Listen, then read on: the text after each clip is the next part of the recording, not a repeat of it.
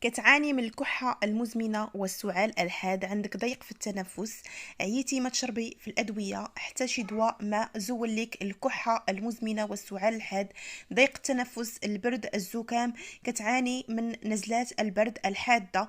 اليوم غادي نشارك معك هذا المشروب السحري لعلاج السعال الحاد والزكام، نزلات البرد والكحة المزمنة، ضيق التنفس. إلا كانوا عندك كل هذه الأعراض ما عليك غير تبعي هذا الفيديو هذا قبل ما نبدا.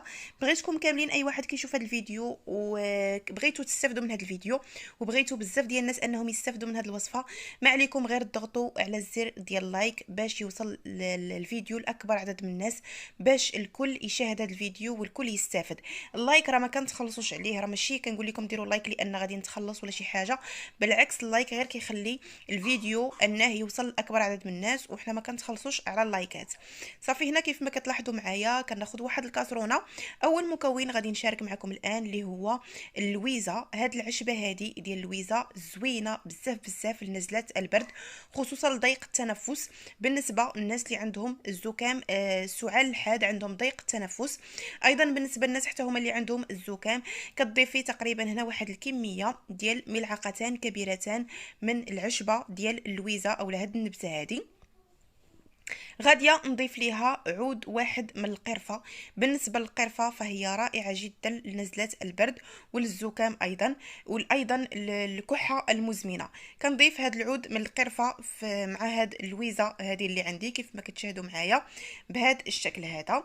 وكل هاد الأعشاب اللي غادي نضيف معكم أعشاب مهدئة للسعال الحاد، أعشاب كتعالج ضيق التنفس بالنسبة للناس اللي كتجيهم الكحة مجهدة وما كتخليهمش يتنفسوا مزيان.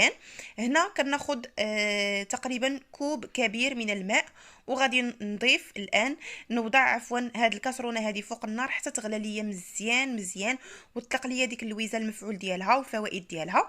في هاد الاثناء كناخد هنايا تقريبا لفته تكون صغيره، كنقوم بالتقشير ديالها بهذا الشكل هذا كيف ما كتشاهدوا معايا.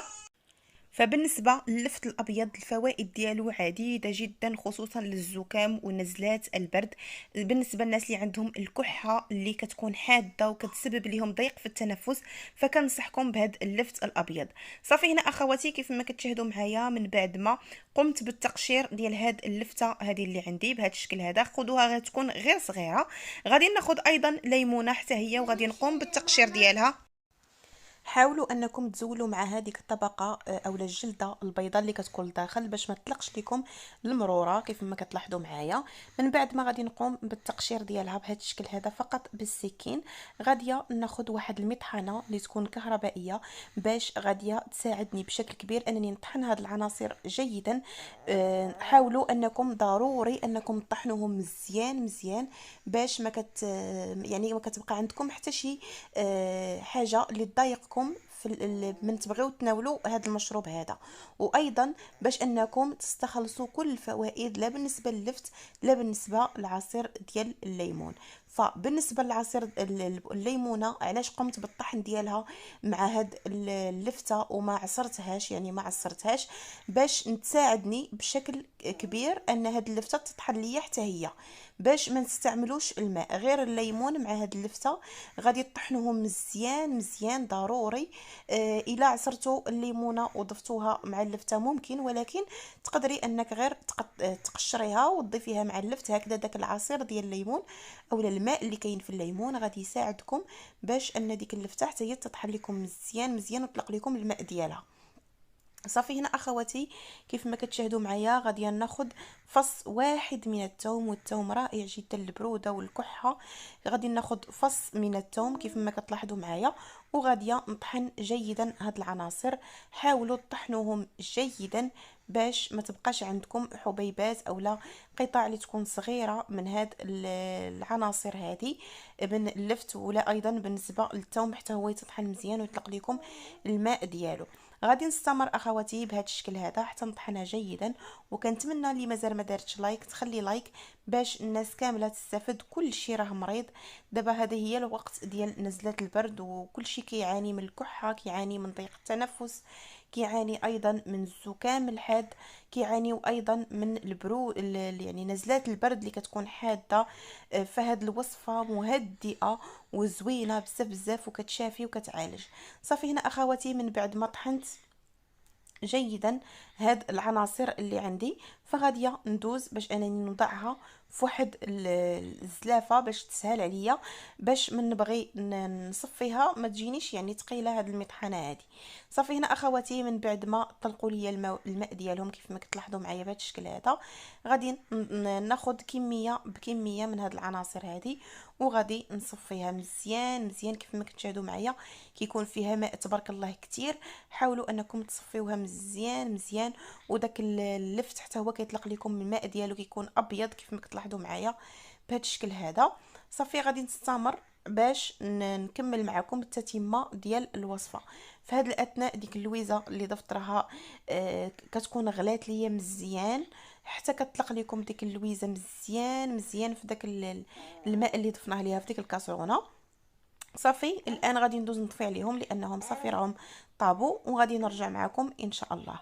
صافي هنا اخواتي كيف ما كتشاهدوا معايا غادي ناخذ واحد الكاس ومصفات كيف ما كتلاحظوا معايا، نفس المصفات اللي قمت بالتصفيه ديال العناصر ديال اللفت والحامض اولا الليمون. كناخذ نصف الكميه من داك اللويزه اللي حضرت في الكاسرونه، وغاديه نضيف ليها تقريبا واحد 3 ملاعق كبيره من هاد المحلول هذا اللي حضرت معكم. راه زوينه بزاف بزاف هاد الوصفه. صافي هنا ضفت 3 ملاعق كبيره، بالنسبه للكوب يكون كوب ديال الشاي هو اللي كتناولوه، هذا كوب ديال الشاي. صافي هنا غادي نكمل نملأ الكوب اللي عندي باللويزه والقرفه. صافي هنا اخواتي المشروب ديالي هو هذا. كتضيفي 3 المعالق كبار لداك المحلول اللي حضرنا ديال اللويزه، كتضيفي له 3 المعالق كبار من داك اللفت والليمون والثوم حتى هو. صافي هنا اخواتي كيف ما كتلاحظوا معايا بالنسبه للتحليه ديال المشروب كنضيف ملعقه من العسل الطبيعي، او تقدروا تضيفوا السكر. الناس اللي ما عندهمش العسل الطبيعي ممكن انهم يديروا السكر، هذا فقط للتحليه ديال المشروب لا غير، يعني باش تقدروا انكم تناولوه. فبالنسبه اخواتي لطريقه الاستعمال فهي طريقه سهله وبسيطه. في الصباح على الريق كتشربي واحد الكوب بهذا الشكل هذا، كوب ديال الشاي، وايضا في الليل من كتبغي تنعسي كتشربي كوب. هاد الوصفه الا تبعتيها وداومتي عليها مده ديال 3 ايام ان شاء الله غادي تعالجي من نزلات البرد، الكحه المزمنه، الزكام. غير تبعي الوصفه مرتين في اليوم، مره في الصباح على الريق وايضا مره قبل ما تنعسي. زوينه بزاف بزاف، خصوصا الا كنتي ما كتنعسيش بالليل كيكون عندك ضيق في التنفس، فهاد الوصفه مهدئه 100%.